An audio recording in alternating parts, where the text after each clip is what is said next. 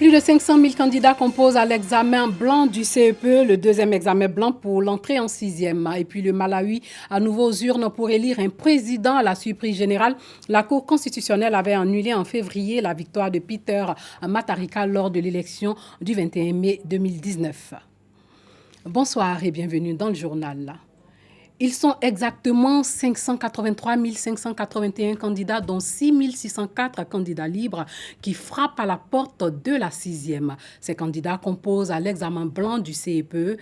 À Bouaké, dans le centre du pays, les épreuves du deuxième examen blanc pour l'année l'entrée en sixième se déroulent sans difficulté. Le reportage de Djeneba Ouattara. Le deuxième examen blanc comptant pour l'entrée en sixième a lieu ce matin à Bouaké comme partout en Côte d'Ivoire. Un examen qui se déroule dans un contexte particulier dû à la maladie du coronavirus. À l'EPP IGDO 1, 321 candidats repartis dans 13 salles le composent en exploitation de textes, éveil au milieu et la dictée. Dans ce centre, pas de difficultés majeures. Il y a des enfants qui n'ont pas retrouvé vite leur salle, mais on les a orientés. C'est vite rentré dans l'ordre. Seulement, on n'a pas d'infirmier pour les petits bobos. Il y a une fille dessus qui se plaignait de mal de tête, mais c'est rentré aussi dans l'ordre. EPPTCF1 Bassade de Bouaké Air France. 308 candidats affrontent cet examen, sans aucune difficulté et le respect des mesures barrières est de mise. L'État nous a fourni le dispositif de lavage des mains. Le COJES aussi a apporté son appui en donnant les gels et le savon. Bon, dans les salles de classe, comme vous l'avez constaté, c'est un élève par un table-banc pour respecter les 1 mètre de distance. Les enfants, c'est ce que nous avons dit, ne pas avoir peur, donc se mettre au travail. Et c'est ce qu'ils ont, on l'a enseigné, il leur sera donné. Quant aux apprenants, ils trouvent les épreuves abordables et bénéficient des encouragements des responsables de centre. Je n'ai pas trouvé les épreuves difficiles. Je pense que j'aurai la moyenne. Les épreuves sont bonnes et puis pas difficiles. Les résultats sont prévus pour le 8 juillet 2020. À Bouaké, la Direction régionale de l'éducation nationale, de l'enseignement technique et de la formation professionnelle compte 21 432 candidats, dont 362 candidats libres. Les actions de lutte contre le coronavirus se poursuivent. À Dabou, une vaste opération de désinfection a été menée hier dans les établissements scolaires, primaires et secondaires publics avant l'examen blanc du CEPE, une initiative d'un opérateur économique qui veut contribuer à la lutte contre la maladie à coronavirus. 280 salles de classe, 135 bureaux, une cantine, un préau et 3 dortoirs de la Direction régionale de l'éducation nationale de Dabou, aseptisés par des équipes de l'Institut national de l'hygiène publique. Une opération pour permettre aux élèves, enseignants et personnels éducatifs de travailler dans un cadre sain. Heureux que les sols soient désinfectés. Vraiment, je remercie le donateur. À la veille des examens à grand tirage, surtout que le CEPE et l'entrée en sixième commencent déjà le 23. Ce sont évidemment des examens blancs, mais que nous considérons aussi comme des vrais examens pour nous tout petits. Nous sommes heureux que nous soyons accompagnés par l'opérateur économique qui est aussi un fils de la région. Initiée par un opérateur économique de la ville, cette action de désinfection des établissements scolaires primaire et secondaire public de Dabou vise à accompagner l'État dans la lutte contre la Covid-19 dont les indicateurs peinent à s'améliorer. Nous nous devons de soutenir les actions gouvernementales qui vont dans le sens de rassurer les populations. Et on estime que si dans chaque région, des opérateurs viennent en aide à l'action gouvernementale, c'est rassurant pour la population. C'est rassurant pour nos enfants qui doivent passer des examens qui sont l'avenir de demain. Et c'est rassurant même pour les enseignants qui dispensent des cours. Outre l'opération de désinfection, enseignants et personnels éducatifs et élèves ont été sensibilisés au respect des mesures barrières, seul moyen efficace pour freiner la propagation de la maladie. La 11e journée internationale de la veuve célébrée aujourd'hui, les veuves de Yopougon ont été instruites sur leur rôle dans la société. La veuve, espoir de la nation. La thématique du séminaire était au cœur de cette rencontre qui a regroupé les veuves de la commune de Yopougon et les membres de l'ONG Minoj. Clément Boko. Femmes, espoir de la nation. Le thème est au centre de cette rencontre entre les veuves, membres de l'ONG Minoj et leurs responsables. En choisissant ce thème, Bénier Marthe, présidente de cette ONG, tenait à rappeler le rôle important de la veuve dans nos sociétés à l'occasion de la 11e édition de la Journée internationale de la veuve. C'est un temps de sensibilisation, d'enseignement, de dire à ces veuves-là que Dieu compte sur elles pour crier à lui, pour que l'humanité soit délivrée, pour que la Côte d'Ivoire soit délivrée, pour les élections apaisées. Parce que nous en avons besoin. La veuve est un espoir, est un appui de la société. Et donc, nos gouvernements, nos sociétés, nos familles, nos églises, nos hommes de Dieu peuvent et doivent pouvoir compter sur les veuves. En Afrique, être veuve est très souvent un statut difficile à vivre.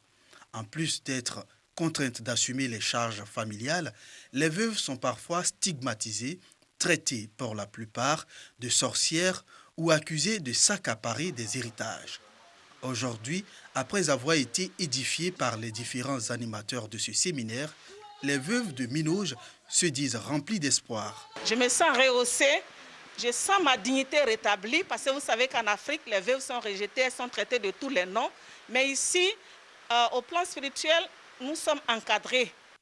La journée de la veuve de Minoj a duré 3 jours. Débutée le dimanche 21 juin, elle a pris fin ce mardi 23 juin, jour de la célébration officielle des veuves. Rappelons que pour cette journée de la veuve de Minoj, l'invité spécial était l'apôtre sacrificateur Joachim Kessé.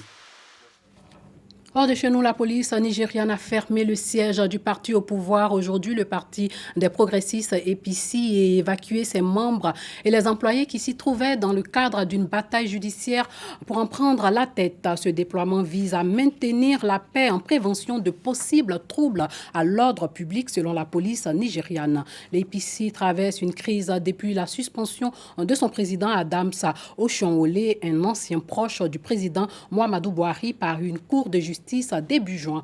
Ces détracteurs qui appartiennent à d'autres courants du parti lui reprochent son incompétence. Oshiomhole a fait appel à cette décision, mais entre-temps, 2 autres membres du parti se sont autoproclamés présidents de l'APC, créant de fortes tensions à Abuja et dans le cercle du pouvoir. Le Parlement burundais a approuvé aujourd'hui le général Alain-Guillaume Bunyoni, proposé au poste de Premier ministre par le président burundais Evariste Ndayishimiye. Le Parlement a aussi approuvé Prosper Bazombanza comme vice-président de la République. Pour rappel, le général Alain-Guillaume Bunyoni, actuel ministre de la Sécurité publique, a occupé ce poste à 2 reprises. Quant à Bazombanza, ancien gouverneur de la province de Mwaro, il avait aussi été entre 2013 et 2015 premier vice-président de la République du Burundi après que son prédécesseur a été démis de ses fonctions.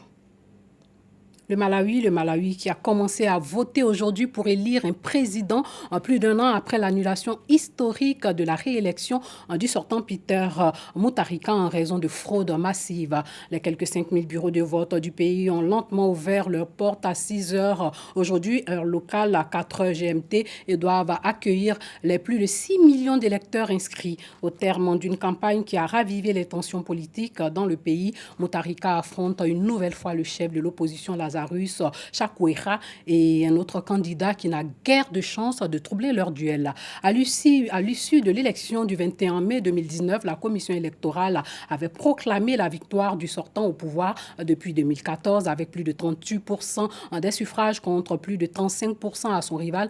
Mais Chakwera n'a jamais accepté ces résultats.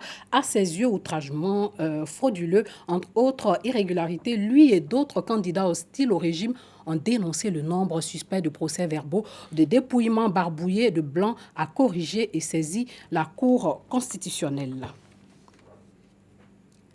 Seuls les milliers de fidèles résidant en Arabie Saoudite seront autorisés à accomplir le grand pèlerinage à la Mecque cette année du fait des mesures liées à la pandémie à coronavirus selon Riyad. L'annonce du ministre du Hajj, Mohamed Benten, réduit le grand rituel musulman à sa plus simple expression et fait des déçus parmi les fidèles tant à l'intérieur qu'à l'extérieur du royaume. De fait, la décision ferme la porte du Hajj aux fidèles venant de l'étranger, une première dans l'histoire moderne de l'Arabie Saoudite. Riyad a annoncé que le Hajj prévu fin juillet serait limité à 1 million de personnes de toutes nationalités se trouvant à l'intérieur du royaume saoudien. C'est la première fois dans l'histoire moderne du pays que les musulmans étrangers doivent renoncer au pèlerinage annuel. Mais cette mesure apparaissait comme de plus en plus inévitable après que plusieurs pays ont annulé les pèlerinages pour leurs citoyens.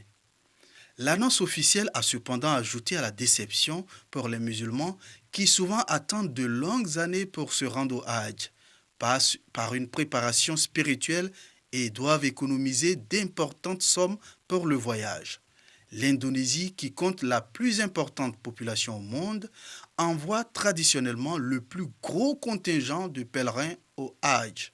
Mais elle avait renoncé début juin au pèlerinage devant les risques liés à la pandémie.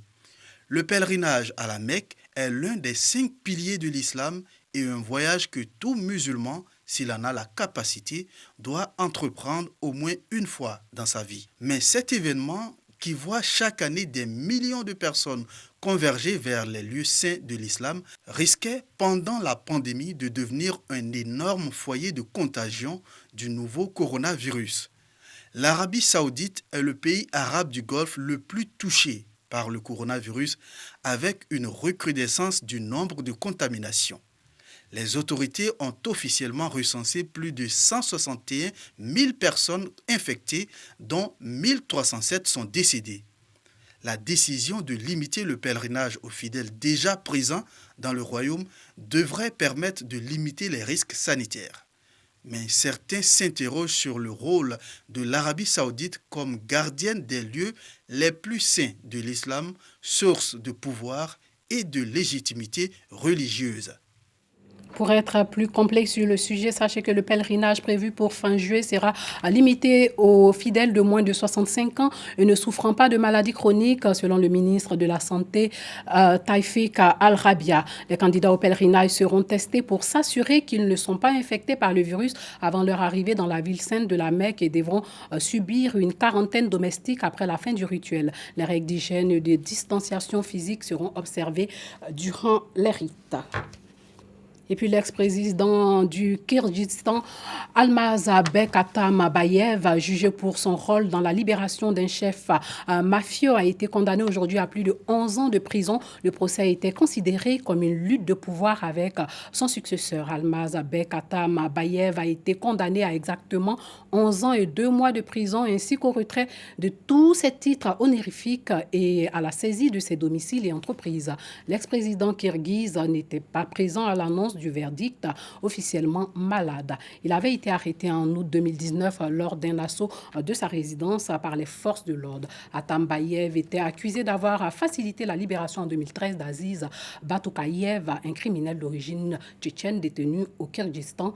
Les enquêteurs avaient découvert que le certificat médical ayant permis sa libération était faux.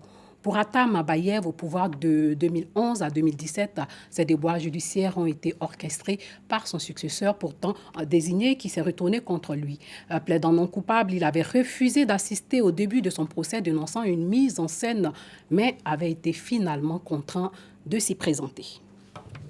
Et pour finir, sachez qu'un séisme de magnitude 7,5 sur l'échelle de Richter a secoué ce matin même le sud du Mexique. Selon le service sismologique national, une alerte au tsunami a été déclenchée en Amérique centrale après cette secousse. L'épicentre de ce séisme, dont on ignore encore s'il a fait des victimes, est situé dans la localité de Crucecita, dans l'état d'Oaxaca, dans le sud du pays. Il a été ressenti dans plusieurs quartiers de la capitale mexicaine. De nombreux Mexicains alertés par la sirène qui a retenti à Mexico sont immédiatement descendus dans la rue. Voilà, c'est tout pour ce soir. Merci de nous avoir suivis et surtout, portez-vous bien.